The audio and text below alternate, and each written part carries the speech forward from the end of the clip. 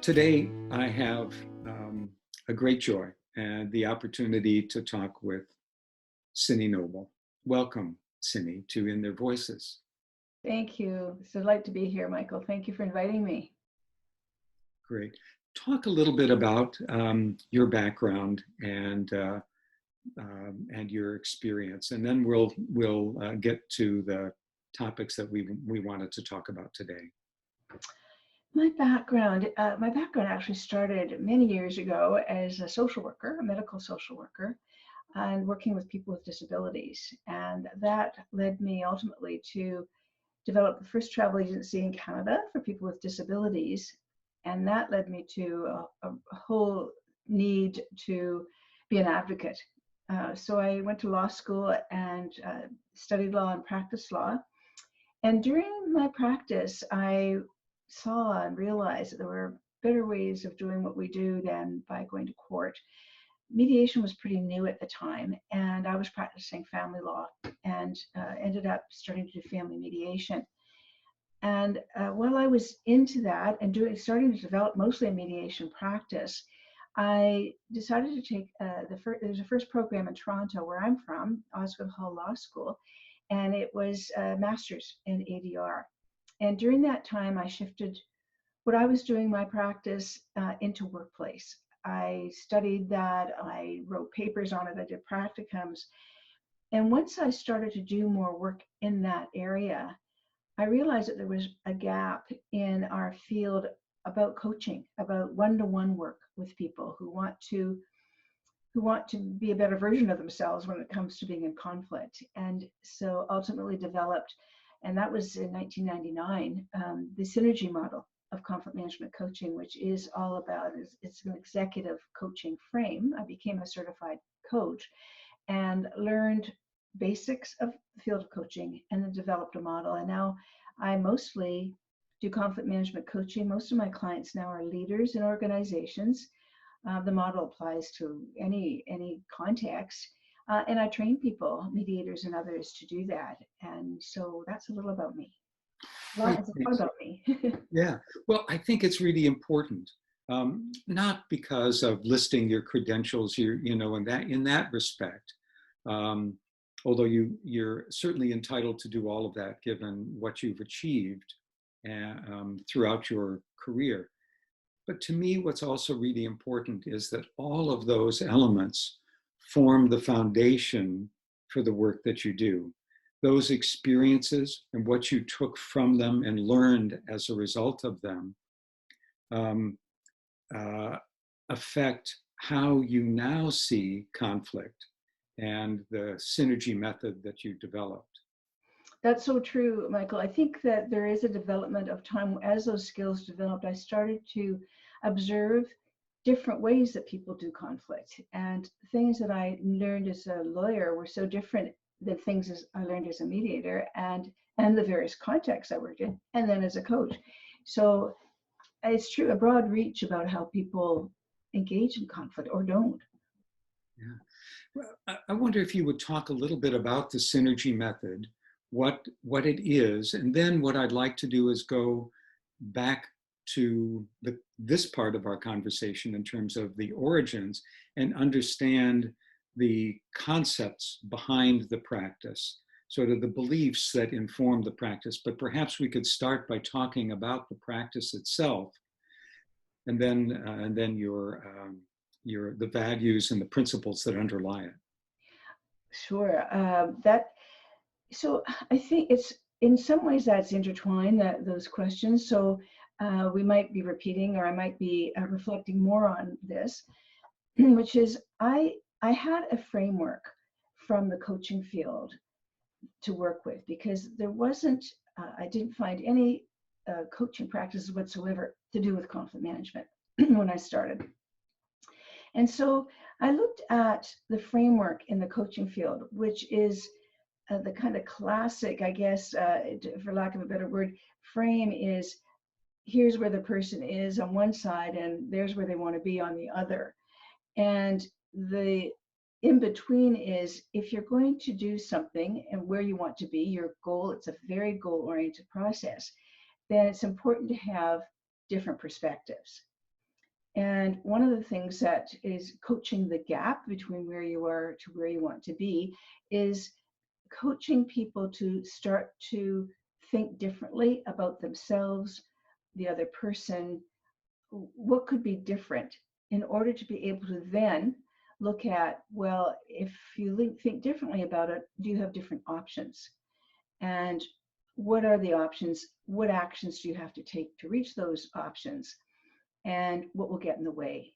What challenges would you have? That's a classic framework of any coaching model, which has to do with, let me go back a step to say the concepts in the coaching field are essentially based on a philosophy that says that people are creative, resourceful, and whole. Self-determination is a huge principle, and that people want to optimize their potential. So in the conflict management field, what I knew was going to be an ultimate principle was how to optimize people's potential to be in conflict. It's also a one-on-one process. That's the part that I thought was missing in our field, is that when you have mediation, arbitration, other kinds of modules that we offer people, one-to-one is that person wanting to manage that conflict independently, or get better prepared to participate in a forum of an EDR forum. So I knew in taking that broad forum, that broad framework that I told you about, that how would conflict management fit into that? How was I going to make a specific model to do with conflict management? And I did a great deal of research about it, Michael. I had study groups, and I took that framework and worked through it, and realized through some of the work that I did that we as humans often follow a pattern about the way we see conflict, what we do, and it's going to be different for all of us, but what triggers us, and why, and then looking ahead at, well, what could we do differently about it? And if you can think differently around it, what could you do differently around it? So I didn't know how that was going to look at all, and I worked with the framework, and I studied the people and listened to the broad range of how people manage conflict once they're triggered. And then when I look back on my copious notes and tapes that I had taken, I realized that we often follow a pattern. And that's the pattern that ended up being the model. So I'm going to just give you a bit of an overview about that. Please do. Yeah, I'm interested in understanding about the pattern. And I appreciate that you explained that it wasn't just something that sort of came full blown out of your own thinking, but rather as a result of your observations of and reflections on experiences with other people. Well, exactly. It's that experiential, evidence-based process where it's this works because it worked with X number of people following a pattern, but I didn't know what that was going to be initially until I was able to digest the materials. And so I have to start by saying that in the coaching field, the starting point is typically, what do you want to achieve? So in the CINERGY model, the C stage is clarifying the goal. And that's integral to coaching people to get to where they want to be, is being clear about where they want to be. And when you're in conflict, you don't always have that answer. Right. So there could be a lot of time spent right on that point. What are you hoping to achieve with coaching? What's coaching going to give you that you don't already have, essentially? So that's the C stage. The I stage goes more into what happened that led the person to even have that goal. Like what was the situation? So when people tell the story, they actually do often say, I just got to get this resolved, or I've just got to tell them what to do. They already have a sense of what they might want to be achieving, even though it's often said in emotion, and it's not always, if somebody listens to it might not think of it as a goal. But usually it's the anxiety is built up so much that there's something that people want to do, and that's what you're focusing in on. So when people get to the next stage, they're telling the coach what happened. And then the next stage, the N, is name the elements. And that is around understanding more about what was it. And so I'm going to give you an example. One of the first parts is that I use a construct that came out of my research, which is called the Not So Merry-Go-Round of Conflict. And that was named by the very first study group I had. There were 12 people, and they came up with the name. And the Not So Merry-Go-Round of Conflict follows the internal brain pattern. And in fact, when I was writing my book, somebody sent me a link that said, you must read this, because up until that time, it was a practice looking for theory. And the theory that this was in this article essentially showed what I found in what happens in our brains.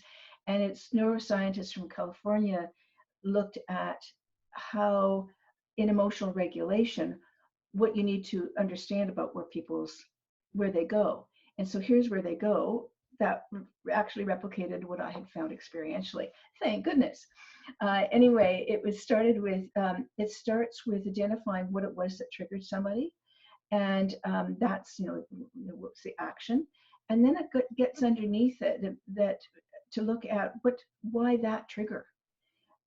So I'll give you an example. You could say, Joe would say to you or to the coach, I can't stand when Mary continually interrupts me.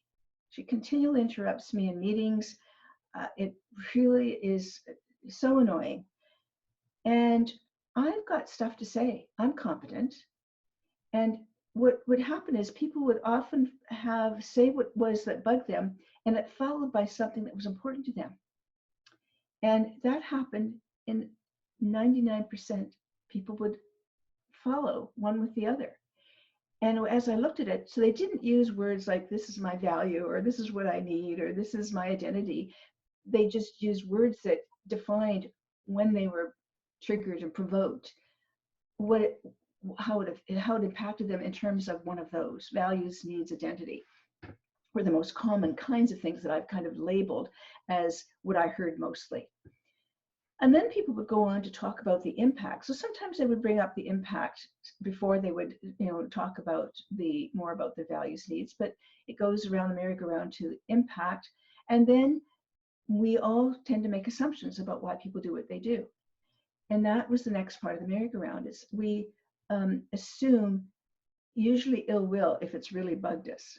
Initially, especially if it's someone we like, we might say, oh, they must be having a bad day.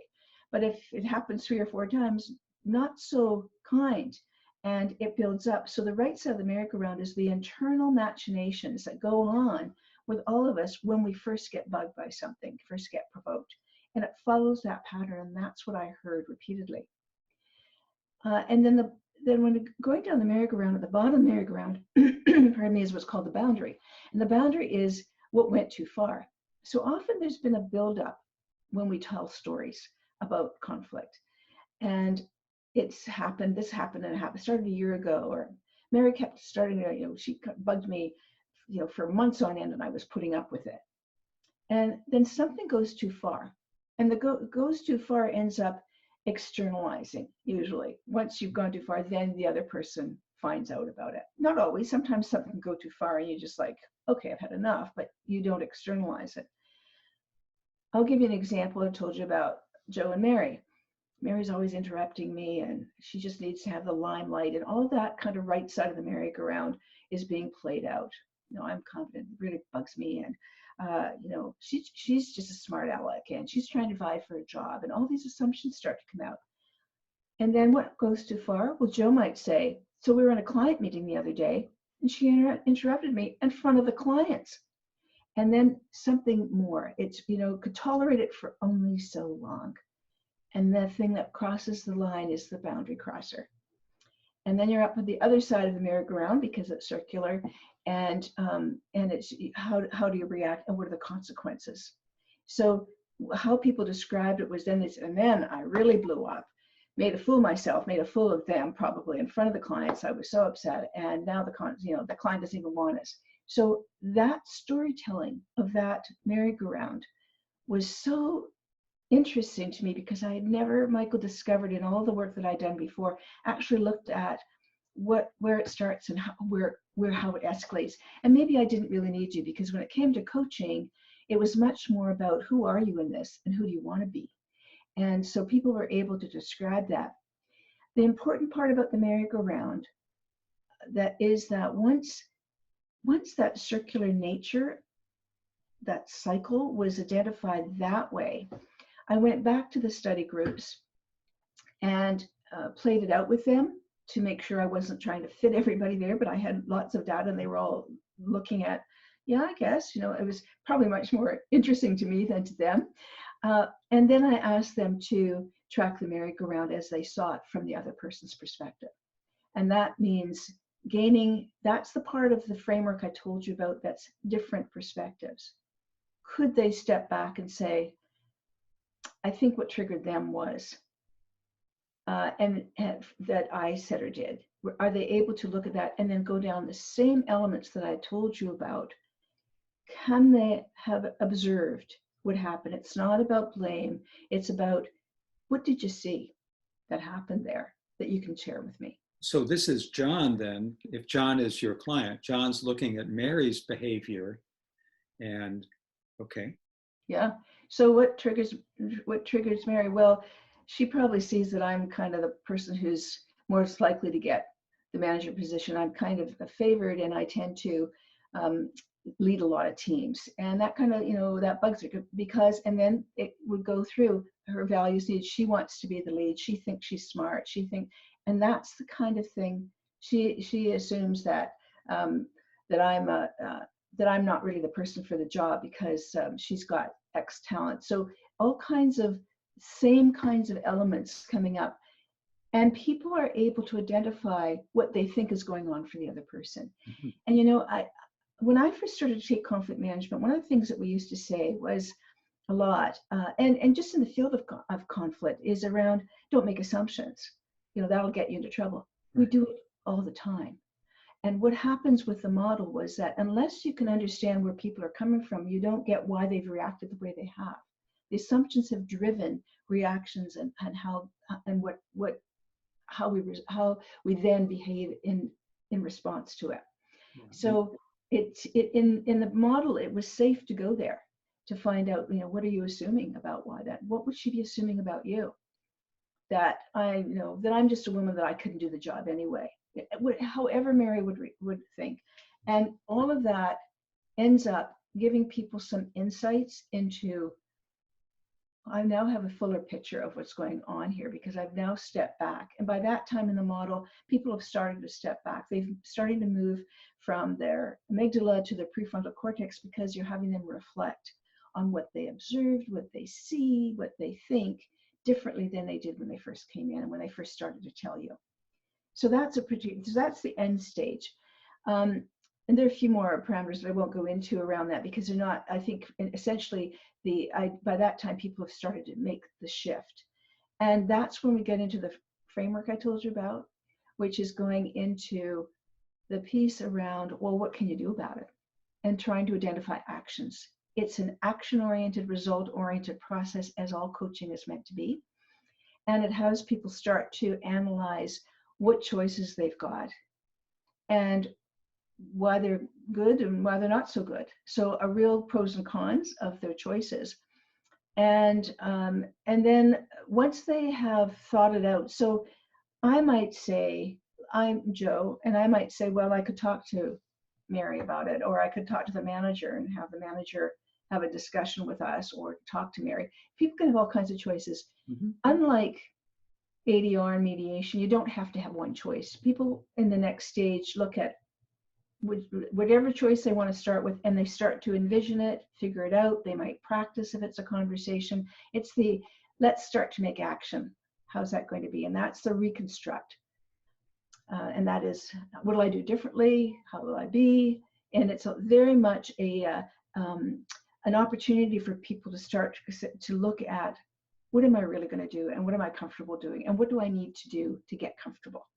And there's a lot of energy and time put in that stage. And once that stage is done, going into the G stage, which is ground the challenges. And that is really what will stop you from going ahead now with your plan. And the Y stage is, yes, the commitment. And that's when and where and why. It's really, let's situate how that's going to be and when it's going to be. So a very long version, Michael, of explaining to you the stages. And what I found was when that started to evolve, that left to our own devices, we and the people that I was studying kind of go through those stages.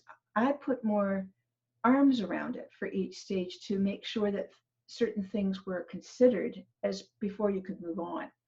And if there are clients that if you just say, so, what is it that you want to achieve and what happened, can go right through all those stages, because our brains are function once we had the opportunity to vent and gain distance to start to problem solve. And that's essentially what happens. The coach guides that through powerful questions, which is one of the biggest skills you learn as a coach.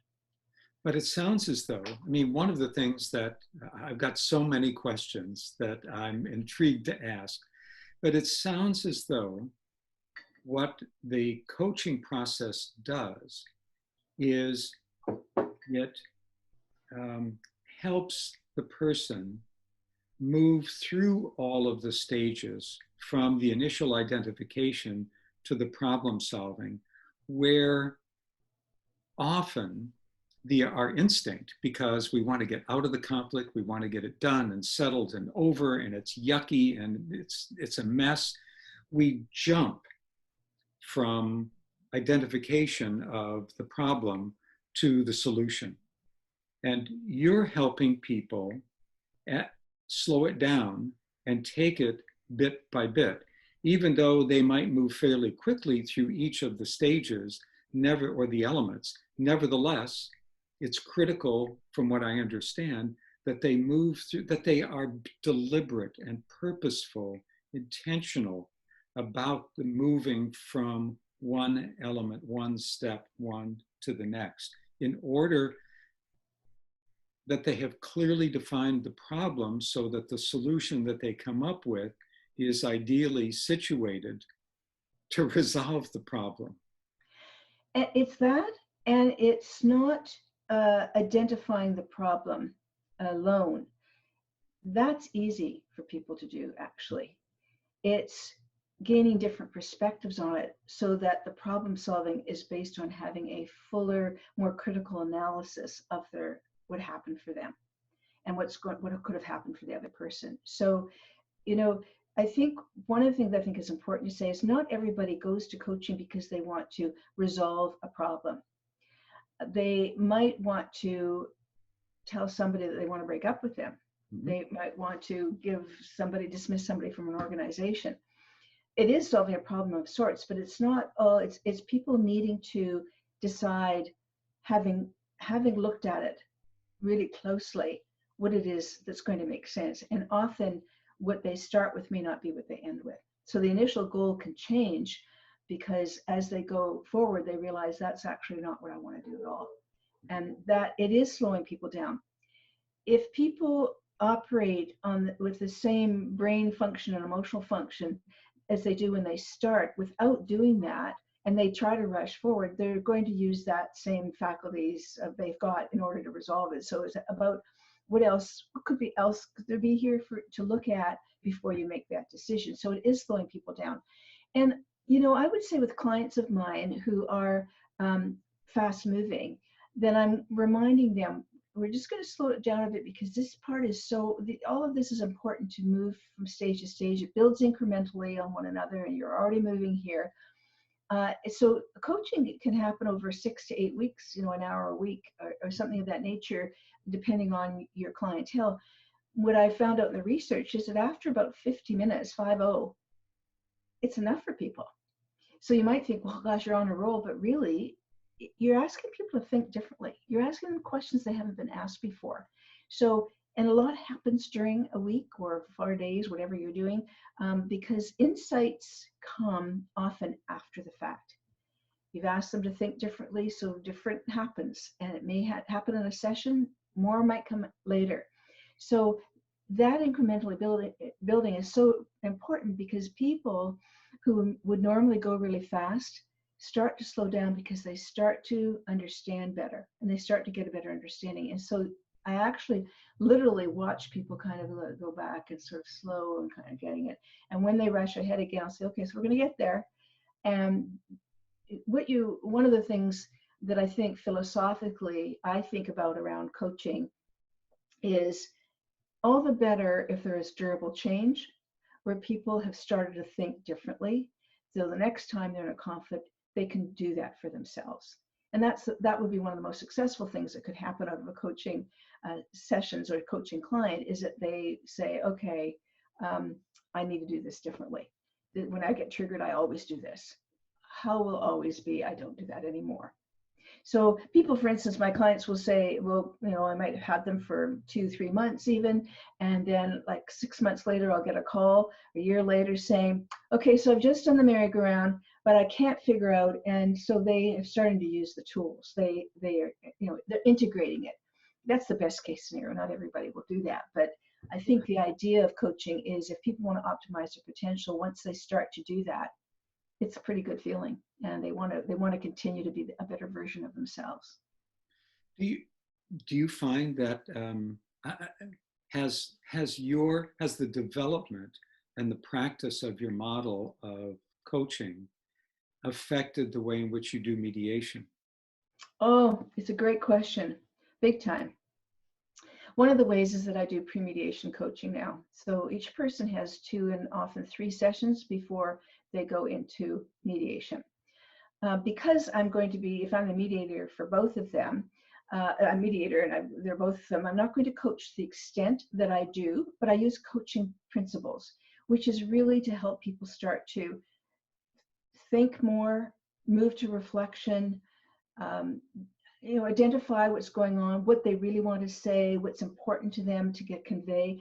They're far better prepared for mediation.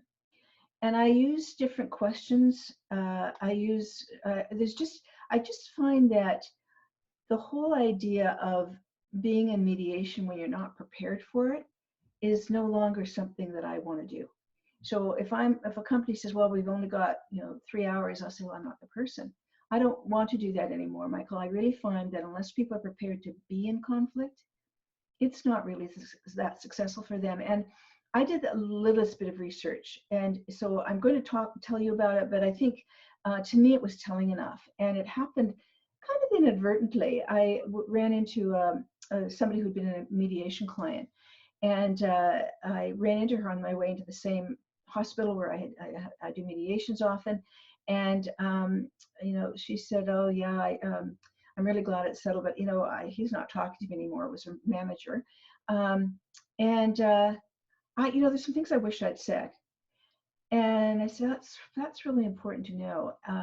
And I think that gives me a whole lot of ideas around, because she was about the 3rd person in a matter of months that had wished they'd done. And so I asked that same hospital and a couple of other places I work with if I could interview some people to ask them, what did they need that they didn't have? What could I have done different? This is before I started pre-mediation coaching. And everyone wanted to be better prepared. They knew it was going to happen. They understood the process. But when they actually got to do it, they hadn't thought it out the way you can help them in coaching to get set intentions. What's going to trigger you when they do this? How are you going to manage that? That's different from what you've done before. The kinds of things that really help people facilitate the kinds of conversations that are difficult to have in a mediation before they actually get there. And while some people think about it, they don't have somebody there posing the kinds of questions that really get them to ponder, contemplate, how do I want to be? And how will my messages align with what I want to have happen? And those are all very significant. So to answer your question, yes, it's changed a lot how I do mediation now. And I still do mediations, I still do coaching, and I'm constantly looking at different ways to integrate 2 very interesting disciplines. They're kind of different because in coaching, you're the person's ally. You're supporting them through their process. In mediation, you're the impartial person. So you can't be the same support. You are definitely a support, but the way you are with a one-to-one is different than when you've got one-to-one, but you're going to be their mediator. So there's different things to learn and ways of being that you wear one hat and then another hat when you're in that role. So one of the other things I wanted to ask you to go back really is that you identified 3 things that you believe about all people. in conflict, that they're resourceful, creative, and, And whole. And whole. and whole. And do you carry that same set of those same beliefs to mediation? Yeah, absolutely.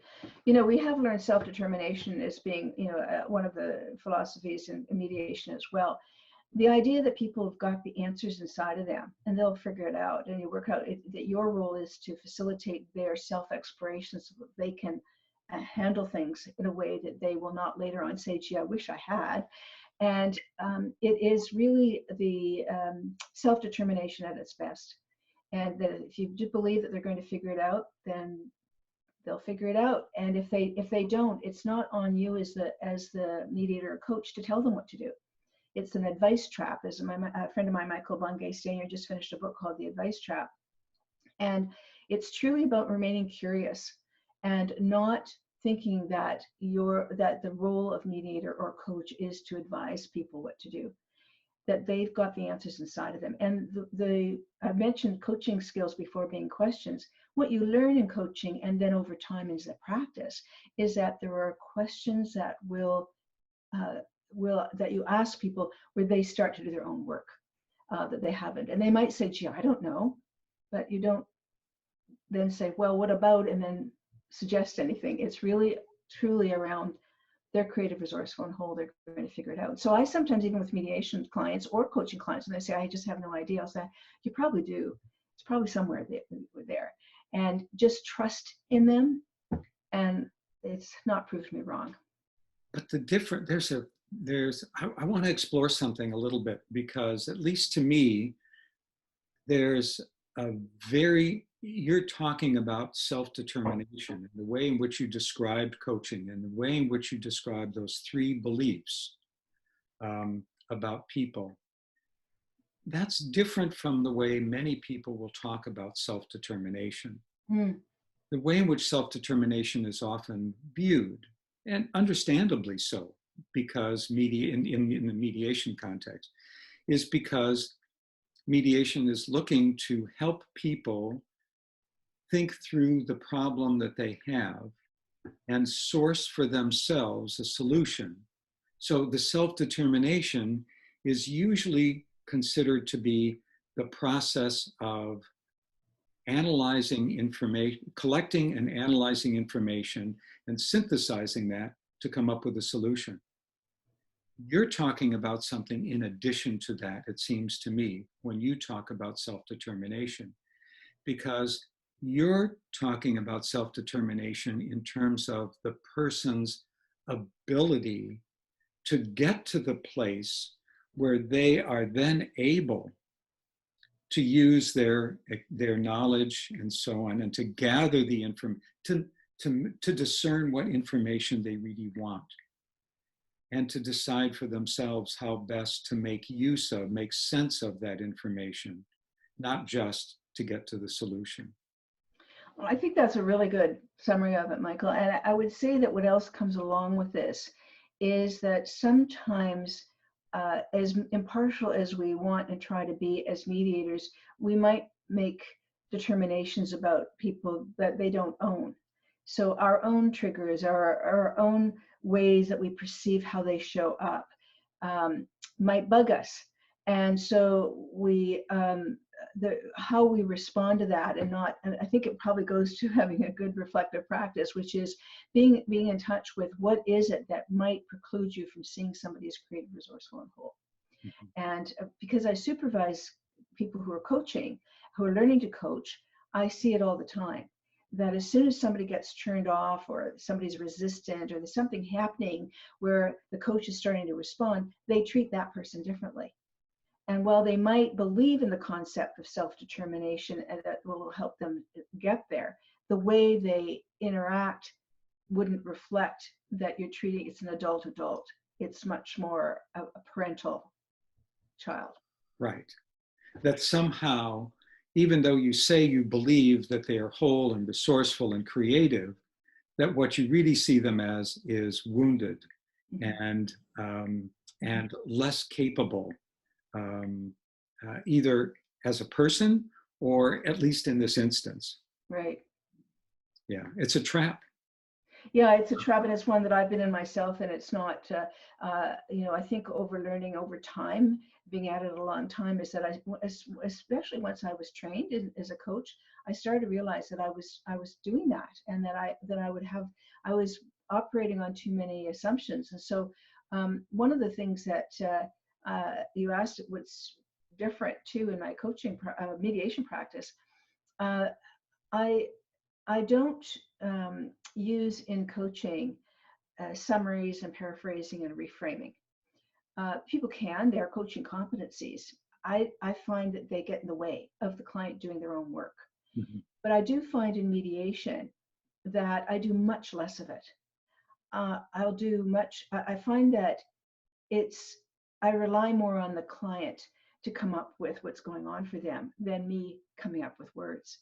And I actually find that quite effective. I'm not saying those skills aren't good ones to use, but I do find myself using different ones, and that, so I had to kind of shake things up a bit for myself to see how is that going to show. So I would try it, and found that it really does work to give it back to the client more.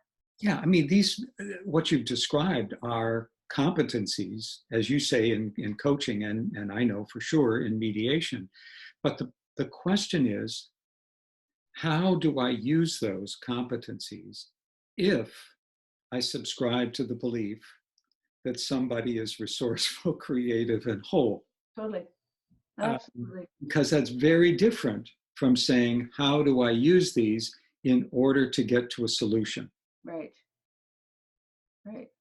Yeah, and that notion about our beliefs guiding our practice is so fundamental to what you've been describing about coaching. And one of the reasons why I appreciated the way in which you introduced yourself, because the values that you hold evolved and developed as a result of all of those experiences. They didn't just sort of spring out of nowhere. It wasn't something you just read in a book and I thought, well, that's clever. No, that's right. Right. And that we as practitioners, if we recognize that in ourselves, if we treat ourselves as creative, resourceful, and whole, to keep the mantra going, um, what would our practices look like if we treated ourselves that way as well?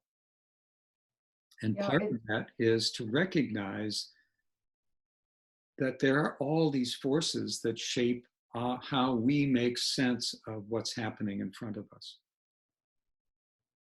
it's absolutely true. I couldn't have said it better myself. Thanks.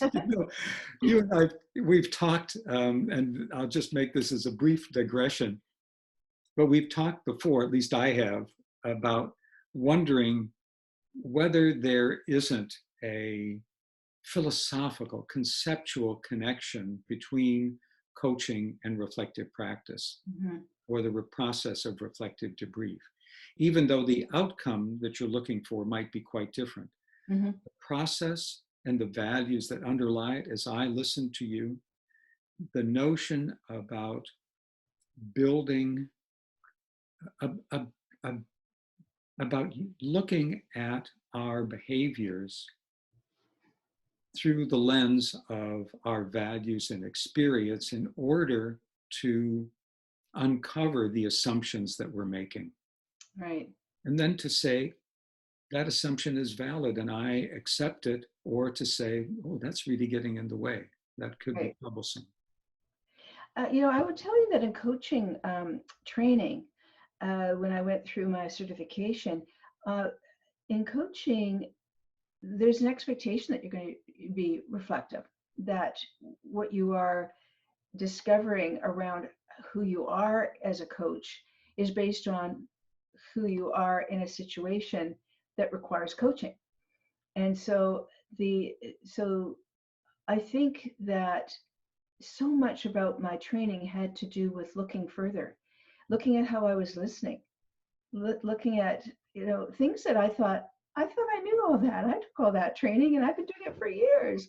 I just learned how to hear and listen differently, and I learned how to pay attention to myself and what was happening for me. You're expected to.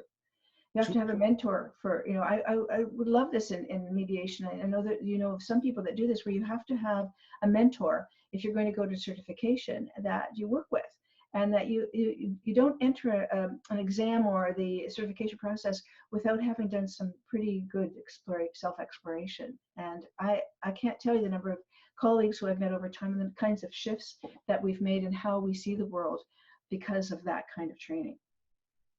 Yeah, and of course that's music to my ears, because it's what I believe in, what I try to practice on my own and have for the last 30 some years, but also what I try to do with the mentoring groups that I facilitate.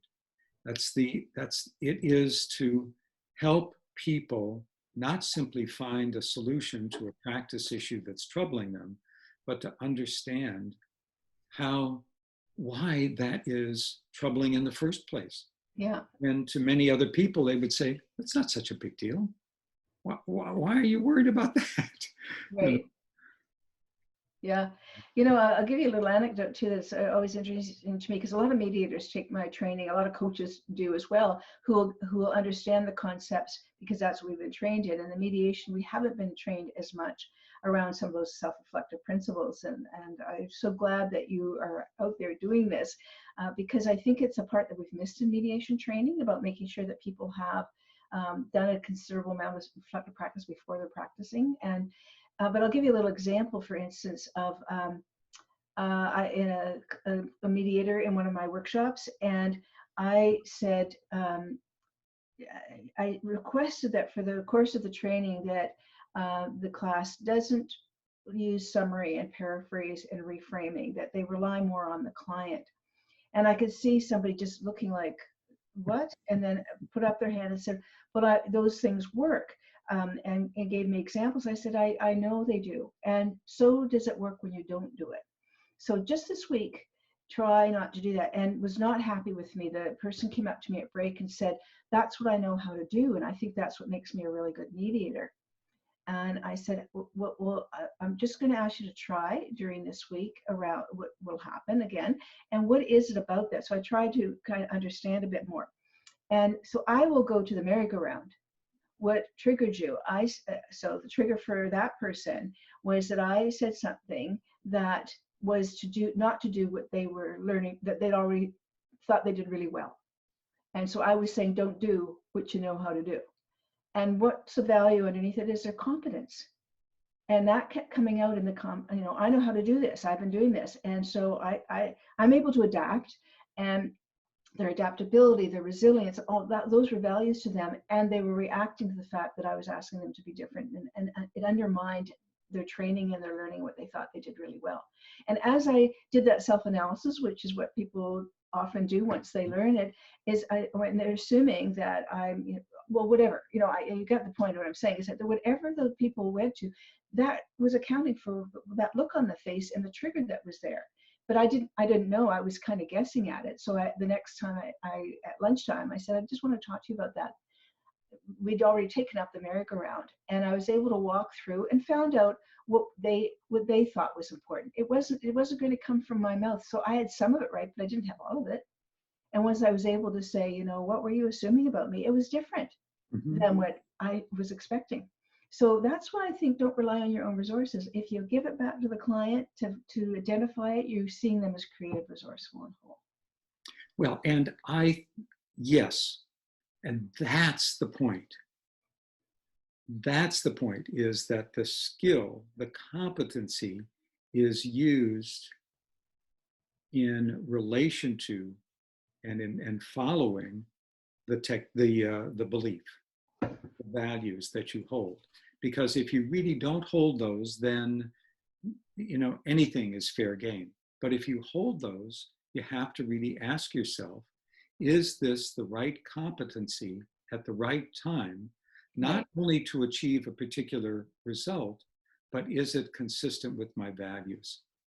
And if it's not consistent with my values, it's not going to work very well. I've described it as trying to coach or mediate standing on one leg.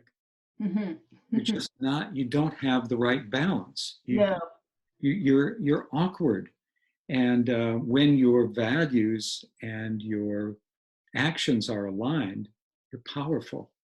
Right. Not Absolutely. power over, powerful, in in doing what your profession calls you to do. And to take that a bit further, that's what you try to do in coaching, is that building people's capacity to be who they want to be, that aligns with their values. Because often in conflict, we don't act within our values. We will say things like, I wish I'd never done that. It's so unlike me. I've never done it before, or I do this and I hate it about myself. Like, you hear a lot of things that people are, and it doesn't align with who they want to be in the world. Uncharacteristic behavior comes out when we're in conflict. And so it's, how do you align with who you want to be, which is what you're asking people to consider in coaching. Who do you want to be? At the end of this, who do you want to be? How do you want to be? How do you want to think about yourself? All of that is so important to coaching people to actually carry through, to have that in their mind. How will that be? And is it aligned with who I really want to, who I am and who I want to be? Yeah. I'm thinking maybe as much as I don't like endings, this might be a nice place to stop on that note, and hope that you and I have a chance to do a second, a third, a fourth of these conversations. Maybe, I look maybe forward to that. There's so much to talk about.